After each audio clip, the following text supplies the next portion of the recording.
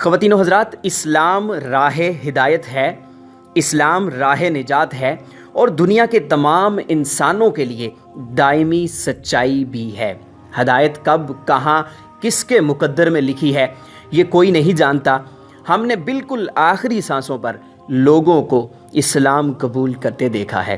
بہرحال بہت ہی خوش نصیب وہ لوگ ہوتے ہیں جو دین اسلام کو اپنا لیتے ہیں اور اللہ اور اس کے رسول صلی اللہ علیہ وآلہ وسلم کے بتائے ہوئے طریقے پر زندگی بسر کرتے ہیں۔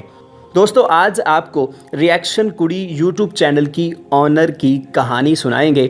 یہ لڑکی پہلے ہندو تھی، ماشاءاللہ سے اب دائرہ اسلام میں داخل ہو چکی ہیں۔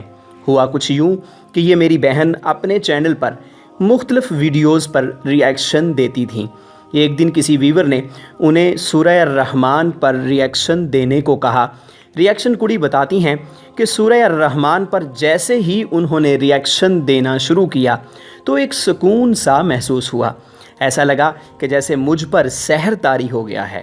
وہ سکون میں نے اپنی زندگی میں کبھی بھی محسوس نہیں کیا تھا۔ پھر اچانک سے ایک دن مجھے ایک ریکویسٹ آتا ہے فرام مائی سبسکرائبرز یا ویور کہ کوئی میں ایک اسلامک سورہ پہ ریئیکشن دوں۔ آئی تھنک وہ سورہ الرحمن تھا۔ پہلی بار جب میں نے سورہ الرحمن پہ ریئیکشن دیا تو میں ریئلی بتا رہی ہوں دوستو، جو روحانی سکونیت اس ریئیکشن کے دوران مجھے ملا نا دوستو، مطلب کیا کہوں، I was like really mesmerized ہوتا ہے۔ ایسا ایک فیلنگ آیا مجھے اس دن کہ جیسا دنیا میں کبھی فیل ہی نہیں ہوا دوستو۔ پھر اس کے بعد میں نے مختلف اسلامی اسکالرز کے بیانات پر ریئیکشن دیا جنہوں نے میری زندگی بدلنے میں اہم کردار ادا کیا۔ اس کے بعد میں نے قرآن پاک کی مختلف صورتوں پر ریئیکشن دیا اور ہر دفعہ وہی دائمی، وہی ابدی سکون محسوس کیا۔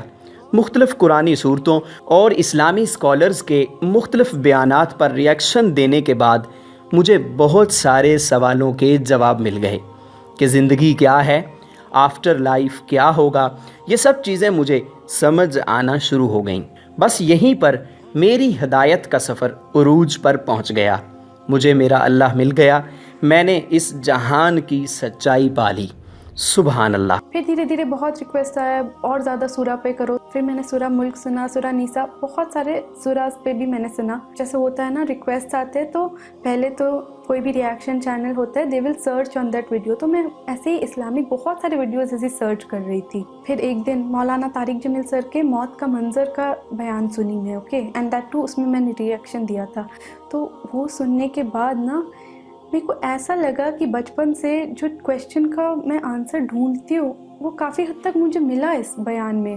بیسیکلی میں بچپن سے یہ سب سوچتی تھی کہ آفٹر لائف کیا ہوتا ہے، آفٹر ڈیتھ، اگر ڈیتھ تک ہی سب کچھ ہے تو پھر تو میں کچھ بھی گناہ کر لوں اس دنیا میں، مجھے کچھ ہوگا ہی نہیں، ہے نا دوستو، وہ کرم اس دنیا میں ہوگا پھر بعد میں کیا ہے نا دوستو۔ تو مجھے یہی کویشچن کا ڈاؤٹ رہتا تھا کہ there has to be something beyond death, death کے بعد ہونا کچھ ضرور امپورٹنٹ ہے نا دوستو، کیونکہ اوبیسلی ڈیتھ کے بعد اگر کچھ ہے ہی نہیں تو میں کیوں امپروو ہوں، کیوں ایک اچھے انسان بننے کی طلب ہوگی بھی کیوں مجھے، ہے نا دوستو۔ تو یہ سب بیان سن سن کے میرے کو کافی حد تک میرا جو کانسیپٹ تھا سائنس کو لے کے، پھر دا کریٹر کو لے کے، کافی حد تک سالو ہونے لگا، مجھے لگا۔